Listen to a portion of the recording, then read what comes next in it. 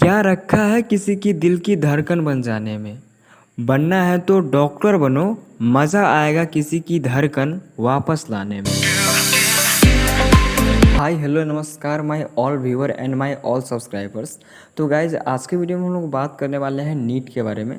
और कहीं ना कहीं अगर आप नीट का नाम सुनते हैं तो कहीं ना कहीं आपके मन में डॉक्टर और एमबीबीएस की भावना आती है। तो चलिए हम इस वीडियो में नीट की एक एक करके पूरा जानकारी आपको देते हैं और जानते हैं कि आखिर नीट होता क्या है, नीट का फुल फॉर्म क्या है और नीट करने के क्या क्या फ़ायदे होते हैं। आप अगर नीट करते हैं तो क्या आपके बेनिफिट्स होते हैं, साथ ही साथ नीट की तैयारी कैसे करें और नीट का पेपर कैसे होता है और नीट की एग्ज़ाम एलिजिबिलिटी योग्यता और सिलेबस और एग्ज़ाम पैटर्न के बारे में हम बात करेंगे कि नीट में कौन से सिलेबस से क्या क्या पूछा जाता है और इसकी तैयारी कैसे करें। यानी कि नीट के बारे में आपको पूरा फुल इन्फॉर्मेशन देने वाले हैं।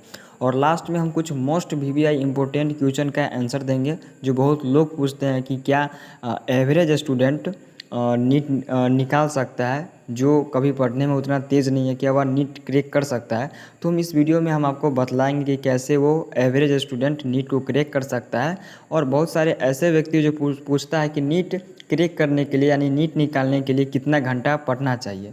तो गाइज इस वीडियो में हम पूरा फुल इन्फॉर्मेशन देंगे और साथ ही साथ नीट से रिलेटेड सारे जानकारी आपको प्राप्त करने वाले हैं। तो बने रहिए मेरे वीडियो में लास्ट तक। चलिए बिना टाइम वेस्ट के वीडियो को स्टार्ट करते हैं।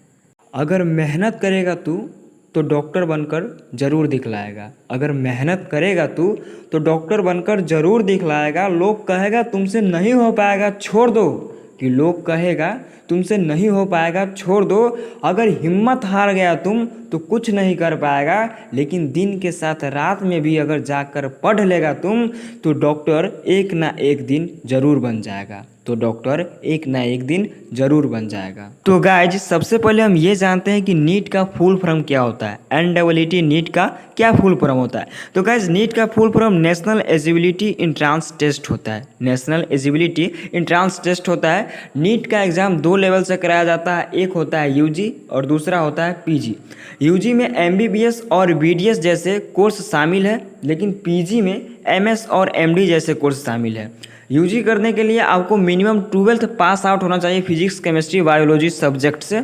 लेकिन पीजी करने के लिए MS और MD करने के लिए आपको यूजी कंप्लीट होना चाहिए। अगर आप यूजी कंप्लीट नहीं किया है तो आप पीजी नहीं कर सकते। यानी कि आप MBBS या BDS कंप्लीट करके तब जाके आप पीजी कर सकते हैं। अगर गाइस हम बात करें कि नीट की एग्ज़ाम पैटर्न और सिलेबस के बारे में, तो देखिए सबसे पहले हम एग्ज़ाम पैटर्न के बारे में बता देते हैं। गाइस नीट का जो ड्यूरेशन टाइम होता है ये 3 आवर का होता है। ऑब्जेक्टिव टाइप क्वेश्चन होता है और निगेटिव मार्क भी होता है।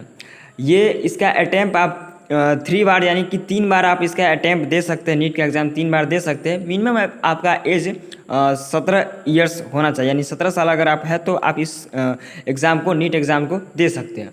गाइस अगर हम बात करें एग्ज़ाम पैटर्न के बारे में तो देखिए आपके नीट में क्लास 11th और क्लास 12th के NCERT बुक से ही क्वेश्चन आते हैं। इसके अलावा कहीं और से क्वेश्चन नहीं आते हैं नीट में। मैं दावे के साथ कह सकता हूँ कि क्लास 11th और 12th के NCERT अगर आप लाइन बाय लाइन आपको अच्छी तरह से याद है, अच्छी तरह से थ्योरी और नॉलेज न्यूमेरिकल सब आपको अगर पता है तो फिर आप अच्छी तरह से नीट क्वालिफाई कर लीजिएगा। अगर हम बात करें सिलेबस के बारे में कि क्या नीट में कौन कौन से सब्जेक्ट से क्वेश्चन आते हैं, तो गाइस फिजिक्स केमिस्ट्री और बायोलॉजी से क्वेश्चन आते हैं। बायोलॉजी में 2 तरह के होते हैं, बॉटनी और जूलॉजी। देखिए फिजिक्स में 45 क्वेश्चन पूछेगा, 180 नंबर का टोटल। केमिस्ट्री में भी 45 क्वेश्चन, 180 नंबर का। और बायोलॉजी में बॉटनी और जूलॉजी दोनों से 45 क्वेश्चन, यानी कि 90 क्वेश्चन, इसमें 360 नंबर का। गाइज एक क्वेश्चन पे 4 नंबर होता है और निगेटिव मार्क भी होता है। टोटल 720 नंबर का एग्जाम होता है नीट का और निगेटिव मार्क भी। कि डॉक्टर बनने के लिए बातों से नहीं रातों से लड़ना पड़ता है। तो गाइज अब हम बात करते हैं कि नीट एग्ज़ाम देने के क्या बेनिफिट यानी कि क्या फ़ायदा है। तो देखिए अगर आप नीट एग्ज़ाम देते हैं और अच्छी तरह से इसको क्रैक करते हैं तो आपको एक सरकारी कॉलेज मिलता है और उसमें पैसा बहुत कम लगता है। पैसा कम लगने के साथ साथ आपको बेहतर नॉलेज दिया जाता है। अगर आपको एम्स PMCH और DMCH जैसे कॉलेज मिलता है तो आपको बेहतर नॉलेज दिया जाता है और पैसा बहुत कम लगता है। जैसे कि आपको MBBS करने में सरकारी कॉलेज से एम्स और PMCH सबसे मैक्सिमम 50,000 तक आपको टोटल खर्च पड़ेगा, और एम्स से तो लगभग आपको 10 से 15,000 में पूरा MBBS कंप्लीट हो जाएगा। लेकिन अगर आप प्राइवेट कॉलेज से करते हो विदाउट नीट के, बिना नीट के, तो आपको per year 5 lakh to 20 lakh per year आपको लग जाएगा। यानी कि आपको MBBS करने में प्राइवेट कॉलेज से 50 लाख प्लस लगेगा। यहीं पे अगर आप सरकारी कॉलेज से करते हैं तो आपको 1 लाख तक, बहुत से बहुत 1 लाख लगता भी नहीं है, 50,000 से 1 लाख के बीच में आपको कंप्लीट हो जाएगा MBBS। ठीक, ये हो गया नीट एग्ज़ाम देने की बेनिफिट। यही होता है इसका मेन मकसद कि पैसा कम लगता है, अच्छा कॉलेज मिलता है सरकारी, और नॉलेज बेहतर दिया जाता है कि ज़िंदगी में ऐसा काम और इतना बड़ा नाम करेंगे, कि ज़िंदगी में ऐसा काम और इतना बड़ा नाम करेंगे, मेरे मरने के बाद मेरे दोस्त क्या, मेरे दुश्मन भी रोएंगे। अब हम बात करते हैं कि नीट एग्ज़ाम क्रैक कैसे करें। अगर आप नीट की तैयारी करना चाहते हैं या तैयारी करने की कोशिश कर रहे हैं और नीट को फोड़ना चाहते हैं, नीट को क्रैक करना चाहते हैं, तो आपको कुछ पॉइंट हम बताने जा रहे हैं जिसके मदद से आप नीट एग्ज़ाम बहुत ही आसानी से क्रैक कर सकते हैं। तो चलिए उन पॉइंट को हम आपको थोड़ा बतला देते हैं। देखिए, नीट एग्ज़ाम क्रैक करने के लिए, किसी भी एग्ज़ाम को क्रैक करने के लिए आपका जो हेल्थ है वो अच्छा होना चाहिए। अगर आपका हेल्थ अच्छा नहीं है तो फिर आप किसी भी एग्ज़ाम को क्रैक नहीं कर पाइएगा और किसी भी चीज़ में आपका अच्छा बेहतर परफॉर्मेंस नहीं कर पाइएगा। इसलिए आप अपना शरीर पे भी ध्यान दें और शरीर को अच्छे रखिए। दूसरा जो है वो डेली रीड करना है, आपको डेली पढ़ना है और NCERT बुक पढ़ना है। ठीक, और NCERT book line by line आपको पढ़ जाना है। साथ ही साथ NCERT को रिवीजन भी करना है। जितना आप पढ़ते हैं उतना आपको रिवीजन करने में भी टाइम देना है।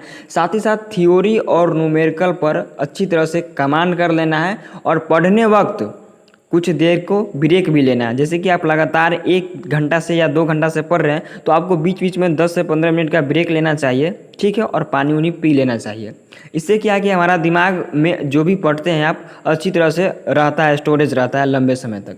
ठीक है, अधिक से अधिक न्यूमेरिकल सॉल्व कीजिए, और प्रीवियस क्वेश्चन जो क्वेश्चन पूछा गया है पहले नीट में उसको सॉल्व कीजिए, जिससे आपको आइडिया लग जाता है कि किस प्रकार के क्वेश्चन नीट में पूछा जाएगा। 10-20 साल की क्वेश्चन कम से कम आप पूछे गए क्वेश्चन को सॉल्व कीजिए नीट का। प्यार करना है तो किताबों से करो, और अगर दिल भी लगाना है तो किताबों से लगाओ। बेवफा भी निकलेगा तो कामयाब बना देगा, और नशा मेहनत की करो, लत भी कामयाबी की ही लगेगी। तो गाइज, अब हम लास्ट पॉइंट के बारे में बात करते हैं जो कि काफ़ी ज़्यादा इम्पोर्टेंट है। बहुत सारे स्टूडेंट ये पूछता है कि नीट के लिए कितना घंटा पढ़ना चाहिए, यानी नीट का एग्ज़ाम क्रैक करने के लिए हमें कितना घंटा पढ़ना चाहिए। और दूसरा जो क्वेश्चन ये है कि देखिए, एवरेज स्टूडेंट नीट क्रैक कर सकता है या नहीं कर सकता है। क्या कोई स्टूडेंट अगर कमज़ोर है पढ़ने में तो क्या वो नीट क्रैक कर सकता है या नहीं कर सकता है। तो देखिए, इसका सीधी सी आंसर ये होगा कि वो 100% तो नहीं बल्कि 1000% ज़रूर नीट क्रैक कर सकता है अगर वो मेहनत करेगा तो। देखिए, अगर आप एवरेज स्टूडेंट है, अगर आप बहुत ही अच्छी तरह से मेहनत करते हैं तो आप 100% नहीं बल्कि 1000% में दावा के साथ कह सकता हूँ कि आप कोई भी एग्ज़ाम क्रैक कर सकते हैं। बस आपको थोड़ा सा टाइम देना पड़ेगा। मान लीजिए आपको एक फर्स्ट अटेम्प्ट में नहीं निकलता है, लेकिन आप प्रयास अगर करते रहिएगा तो 100% नीट निकल जाएगा। अब बात करते हैं कितना घंटा पढ़ना चाहिए। तो घंटा मैटर नहीं रखता है, मैटर ये रखता है आप कितनी कम समय में कितनी अच्छी तैयारी करते हैं। तो गाइज, वीडियो को यहीं पे ख़त्म करते हैं, और हम आपको बता दें कि ये 9 मिनट का वीडियो बनाने के लिए 9 दिनों से हमें मेहनत करना पड़ा है। इसीलिए अगर आपको वीडियो में थोड़ी सी भी अगर नॉलेज मिला होगा तो प्लीज़ चैनल को सब्सक्राइब कीजिए और वीडियो को लाइक कीजिए। साथ ही साथ अगर आपको किसी प्रकार के क्वेश्चन है तो आप कमेंट में पूछ सकते हैं।